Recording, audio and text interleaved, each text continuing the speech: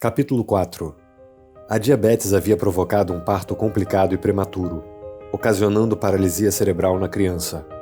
Qual seria o grau de comprometimento?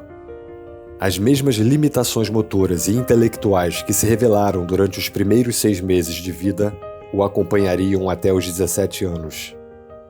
Então a gente tem paralisias cerebrais leves, paralisias cerebrais graves. Então a gente tem crianças que ficam acamadas e não conseguem se mover, não conseguem levantar o pescoço. E a gente tem, por outro lado, crianças que são acometidas também por paralisia cerebral, mas que têm um quadro muito leve e que conseguem andar sem apoio nenhum, sem ajuda nenhuma. Na verdade, o Vinícius, ele não conseguia fazer nada.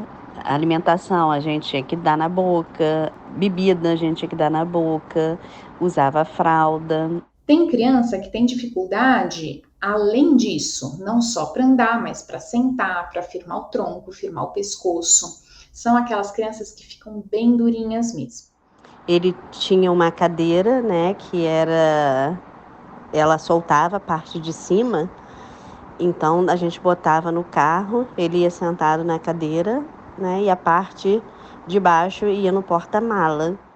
Mas junto da parte motora, a gente tem uma diversidade de acometimentos. E eles variam desde acometimentos oculares até acometimentos de epilepsia, de deficiência intelectual.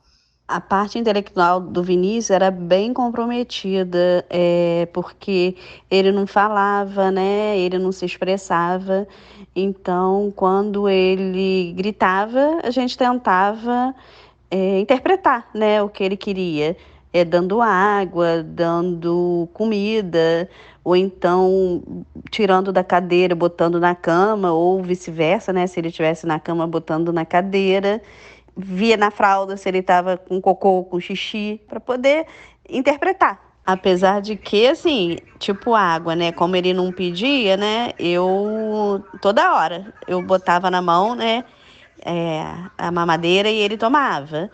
E comida, né? Também estava sempre dando, né? Porque a gente não sabia, né? Estava com fome. Uma das primeiras coisas que a gente observa é ver se a criança não teve a área cerebral da visão lesada. Olha, PR, não tem como assim dizer, né? Porque assim, eu levei no oftalmo, ele tipo acompanhava. Ele enxergava, porque tipo assim, ele acompanhava, sabe? Mas a gente não sabe se tinha, né, algum comprometimento, né? Em segundo lugar, a gente precisa avaliar a audição. Né? Então, na maior parte das crianças com paralisia cerebral, a audição está preservada, mas existem algumas crianças que têm uma dificuldade de audição. Escutar, quando ele fez, né, exame da orelhinha, não deu nada, não. E ele escutava bem, porque ele levava susto à toa, sabe? Toda vez que a gente tem uma criança que tem uma dificuldade motora, a gente tem que lembrar que a parte da motricidade da boca, da língua e da coordenação da deglutição é toda feita por músculos inervados pelo cérebro. Então, uma fonoaudióloga deveria avaliar essa parte da deglutição da criança, ou o pediatra orientar uma deglutição mais pastosa, dependendo da criança. Às vezes, o que é mais pastoso é mais fácil.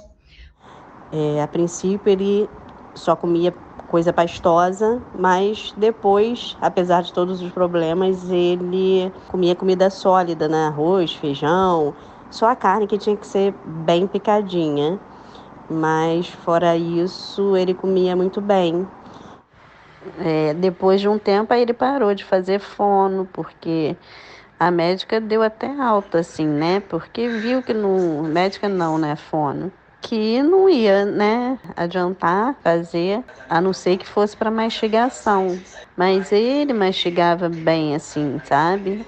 Quando a gente tem uma paralisia cerebral, se a gente pensar que os músculos, eles ficam rígidos, como se você estivesse fazendo academia o tempo inteiro, o que a gente pode ter? A gente pode ter dor, principalmente quando a gente mobiliza. Então, o músculo, ele fica rígido, o tendão ele fica rígido, então quando a gente precisa mobilizar, às vezes o paciente pode sentir dor. Então dor é uma coisa muito importante na paralisia cerebral que precisa ser tratada para a gente garantir qualidade de vida para a criança. Agora, ele já fez assim, eu acho que foram 2 cirurgias na perna que ficava muito rígida. Aí o médico ortopedista dava um clique assim como é que eu vou falar? Tipo assim, dava um cortezinho no tendão, sabe, para soltar. Não só dor, mas da parte musculoesquelética, são crianças que têm mais probabilidade de ter escoliose, aquele desvio de coluna. O Vinícius, ele sempre fez fisioterapia, né? Fazia fisioterapia 3 vezes na semana e sempre consultou com um ortopedista, né? Porque ele sempre teve uma curvatura na coluna, mas o ortopedista nunca fez indicação de cirurgia, porque ele era uma criança saudável, né? Não ficava internado por pneumonia, e esse era um dos critérios, né, para fazer a cirurgia. Aí ele até indicou, né, uma cadeira adaptada para correção da coluna. E assim nós fizemos, né? Como que a gente trata uma criança com paralisia cerebral? Primeira coisa, ela tem que ter um acompanhamento multidisciplinar. Eu coloquei ele com a Milena Medeiros, na ecoterapia, porque era bambambam naquele tratamento do cavalo, né? Que a criança fica em cima do cavalo para estimular. Ele fazia fisioterapia, ele fazia hidroterapia com o professor Alaí, lá no Regatas. Tudo que a gente pôde fazer, né, para melhorar a qualidade de vida, não só a gente, né, toda a minha família, né, minha mãe, meu sogro, minha cunhada, né, meus irmãos, entendeu? Todos, né, sempre cooperavam, né? A qualidade de vida dele foi mantida até os 17 anos. A paralisia cerebral não tem cura, mas ela tem controle de sintomas. Não é uma doença que piora ao longo do tempo. A doença aconteceu no período neonatal e agora existe uma condição que permanece. Ela não progride. O importante é a qualidade de vida.